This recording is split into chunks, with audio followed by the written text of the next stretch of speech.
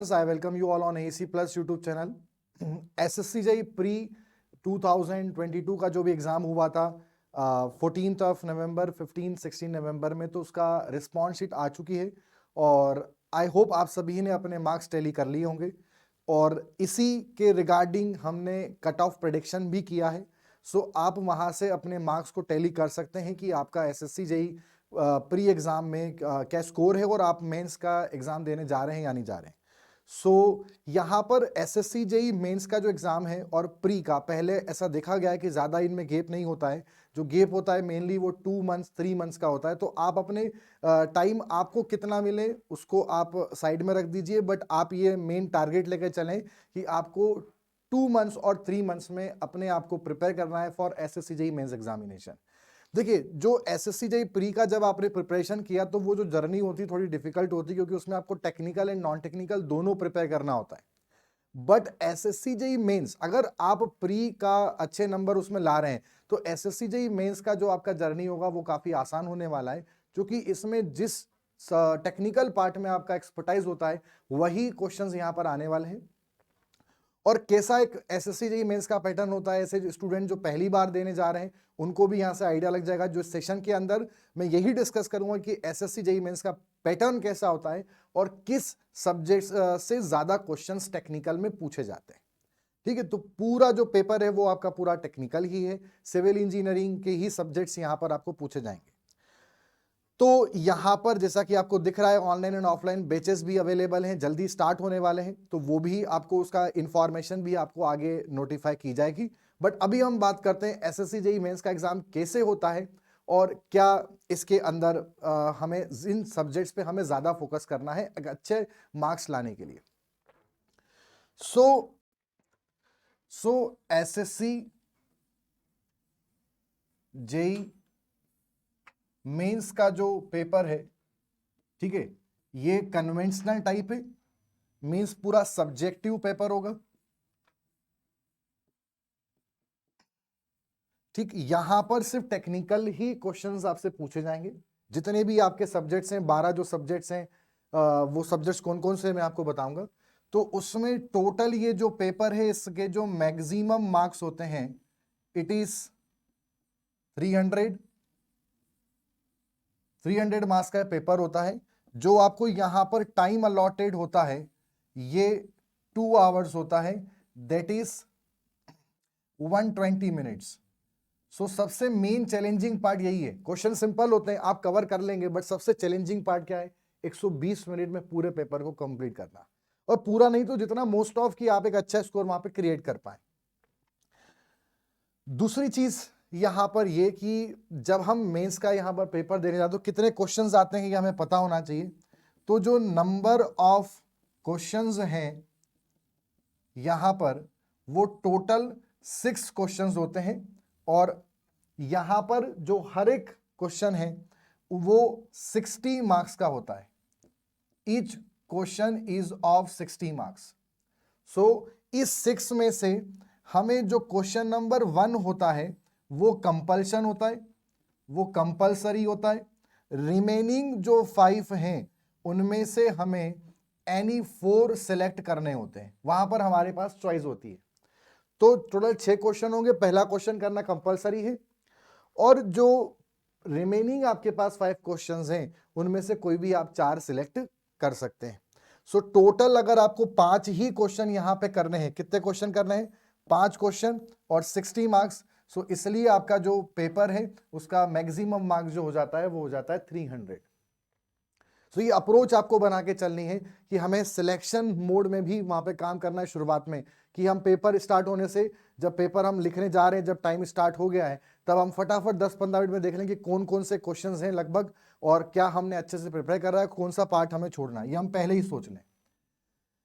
और आज पहले जो पैटर्न था SSC JEE का 2 साल, जब अभी 2 साल जब मेंस हुआ है उसके पहले से, कि वहां पर आपको सिर्फ एक क्वेश्चन कॉपी दी जाती थी और एक आंसर कॉपी आपकी अलग होती थी। आपके जो रिस्पॉन्स है वो आपको उसमें आंसर कॉपी में आपको लिखना होते थे।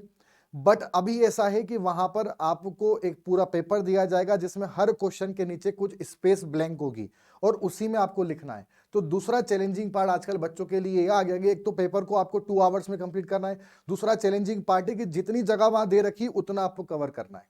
अब इसमें कई बार ऐसा होता है, कोई क्वेश्चन बड़ा सिंपल है, सपोज मान लीजिए क्वेश्चन आया explain the workability and its different test on the workability of concrete, और उसके मार्क्स वहां लिखे 15 और उसके लिए 2 पेज उन्होंने छोड़ रखे हैं, आपका 1 पेज में कंप्लीट हो गया, तो ये बच्चा डिलेमा में आ जाता है कि अब मैं क्या करूं। तो इसलिए आपको ये सारी चीजें अपनी प्रिपरेशन के अंदर इन्वॉल्व होनी चाहिए कि जितनी स्पेस छुड़ी है तो मैं कितने स्पेस में कवर करूं, कितना मुझे लिखना है, कितना नहीं लिखना है, ठीक है, क्योंकि टाइम भी आपको ध्यान रखना है, 2 आवर्स में ही पूरा पेपर कंप्लीट करना है। अब अगर हम 2016 से बात करें, सो 16, 17, 18, 19 एंड 20 इनका मैंने यहां पर वेटेज बनाया है। जो सोम है और थ्योरी ऑफ स्ट्रक्चर है, 16 में यहां से 40 क्वेश्चन, 17 में यहां से 20 क्वेश्चन, देन 18 में यहां से 20 क्वेश्चन, 19 में 30 क्वेश्चंस एंड 2020 में 20 क्वेश्चन। मतलब हम अप्रोक्सीमेटली मान सकते हैं कि सोम एंड टॉस से 30 मार्क्स का पूछा जा सकता है। और यहां से मेन क्वेश्चन क्या आते हैं, जो इंपॉर्टेंट टॉपिक है वो है स्लोप एंड डिफ्लेक्शन, ठीक है, या फिर क्वेश्चन यहां पर पूछा जाता है एसएफडी बीएमडी पर, और या फिर थ्योरी ऑफ स्ट्रक्चर पे एमडीएम मोमेंट डिस्ट्रीब्यूशन मेथड या स्लोप डिफ्लेक्शन मेथड से कुछ क्वेश्चंस वो पूछ सकते हैं। सो ये 4 टॉपिक आपको मेन रेडी करना है। सबसे पहले तो एसएफडी बीएमडी जो मोस्ट इंपॉर्टेंट आपको रेडी करना है। नेक्स्ट फ्लूइड मैकेनिक्स के अंदर 30 मार्क्स 16 में, 30 मार्क्स 17 में, 30 मार्क्स 18 में, 19 में 30 मार्क्स एंड 30 मार्क्स 20 में, यानी कि इसका ऑन एन एवरेज 30 मार्क्स यहां से आएगा। इससे जो क्वेश्चंस पूछे जाते हैं वो जनरल जो फ्लूइड मैकेनिक्स है वहां से आते हैं, जैसे लेमिनार फ्लो पे कुछ पूछ लिया, या फिर फ्लूइड डायनामिक्स के कुछ चीजें पूछ लिया, ठीक है, बर्नौली थ्योरम के बारे में पूछ लिया, तो ये चीजें पूछ सकते हैं। और एक जो क्वेश्चन आता है वो आता है डायमेंशनल एनालिसिस या पंप टरबाइन पर। अभी 2 साल से पंप टरबाइन पर क्वेश्चन आ रहा है। अच्छा, इसमें ओपन चैनल फ्लो भी है, तो एक ओपन चैनल फ्लो से भी क्वेश्चन आ सकता है। मतलब एक क्वेश्चन तो आपका जनरल फ्लूइड मैकेनिक्स का होगा, दूसरा जो क्वेश्चन है वो या तो डायमेंशनल एनालिसिस पे होगा, या वो क्वेश्चन आपका पंप टरबाइन पर होगा, या फिर वो क्वेश्चन ओपन चैनल फ्लो पे क्वेश्चन होगा।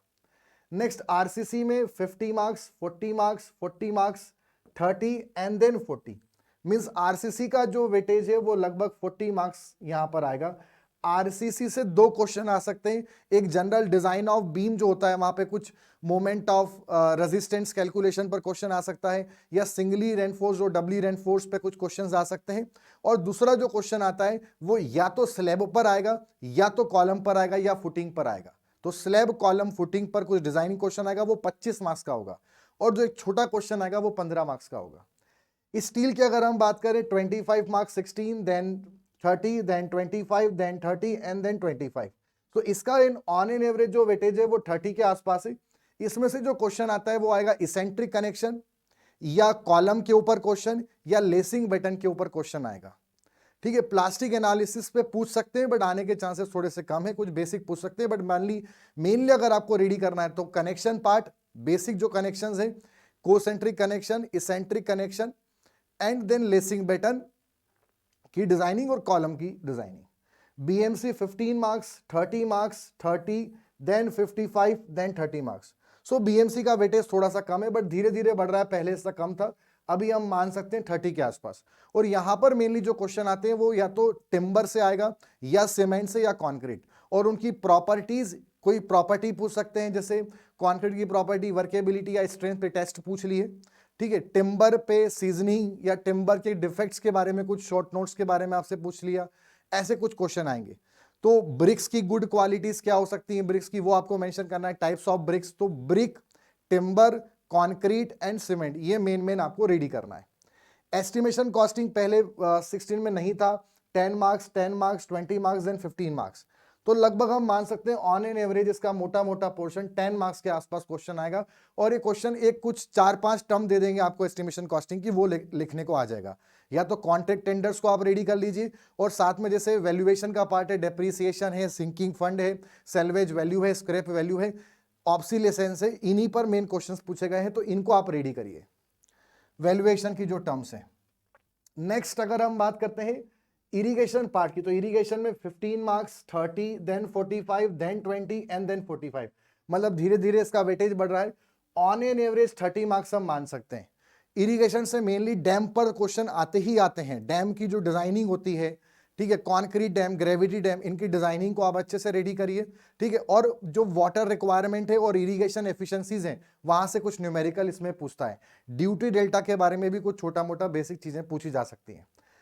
सबसे जो हाईएस्ट वेटेज है यहाँ पे मेंस में वो सॉइल मैकेनिक्स का है, 75, देन 95, देन 95, देन 50, देन 95, मतलब ऑन एन एवरेज 80 मार्क्स। और इसमें से जो टॉपिक्स हैं, प्रॉपर्टीज ऑफ सॉइल जो बेसिक है, वहां से कुछ questions, consolidation part, earth pressure theory, ठीक है, और वेल हाइड्रोलिक्स, ये 4 पार्ट है जहां पे आपको मेन फोकस करना है, ठीक है। नेक्स्ट जो फाउंडेशन पार्ट है उससे क्वेश्चन आएगा तो शैलो फाउंडेशन पे आ सकता है।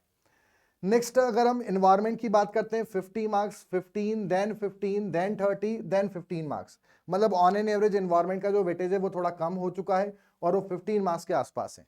तो यहां पर बेसिक इन्वायरमेंट पे एक न्यूमेरिकल जनरली डालते हैं, और वो जो है वो आपका जो या तो पॉपुलेशन कैलकुलेशन और उसमें कितना हम हमारा जो डिमांड है वैसा कुछ क्वेश्चन आ सकता है।